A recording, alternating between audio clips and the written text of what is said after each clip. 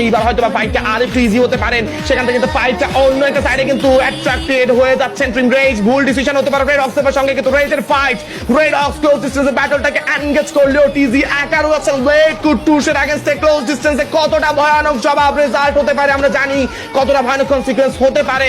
তবে টিজিও জানেন যে উঠতি বয়সী টিজিকে কিন্তু কম ভাবলে চলবে না, কারণ টিজি খুবই আসলে এক্সপিরিয়েন্স এই সাইডের ফাইট গুলোতে, ক্লোজ ডিস্টেন্সে খুবই স্কিলড একটা প্লেয়ার। লাস্ট মোমেন্টে এখনো পর্যন্ত কিন্তু 2 and 2 স্পিড বোথ টিমসের তরফ থেকে আমরা দেখতে পাচ্ছি, এবং এইবার কিন্তু এবং এই সাইড থেকে কিন্তু আপাতত হামিমের তরফ থেকে ফিনিশটা শেষ পর্যন্ত জেননকেই করা হয়েছে। লাস্ট 4v4 একটা একদম বলা চলে যে টেস্টলেস ফাইট দিতে পারবেন, কোনো থার্ড পার্টি নেই, একটা ফেস টু ফেস ব্যাটল শুরু হবে। কুট্টু শুরু হচ্ছে, পেছন থেকে অলরেডি ফ্ল্যাঙ্ক করে ফেলেছেন, ক্লোজ ডিস্টেন্সে ব্যাটল শুরু হবে এবং নাভানকে প্রথম লক করে ফেলা হচ্ছে ব্লেডের তরফ থেকে। এবার কাউন্টার যাবে টিজিরা, সেই কাউন্টারটা থামাতে পারবেন কিনা সেটা হচ্ছে বড় বিষয়। ব্লেড করেছেন নক, সামির হয়ে যাবে নক এখান থেকে। রেড অক্স এইবার কিন্তু বইয়া যেতে পারে তাদের কাছে। একটা স্টেটমেন্ট ছুড়ে দিচ্ছেন হামিম 75 কে কুট্টুসের last shot, and it's a booyah goes to Team Red Hawks, the champions of Bangladesh।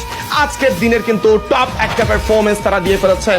Blade the most valuable player, তিনি প্রমাণ করেছেন কেন তিনি বাংলাদেশের স্পোর্টস এরিনার সব থেকে ফাইনেস্ট রাশার, তিনি কেন বাংলাদেশের রাশারদের রাশার, তিনি কেন এইস অফ এইসেস, তিনি কিন্তু সেটা দেখিয়ে দিয়েছেন।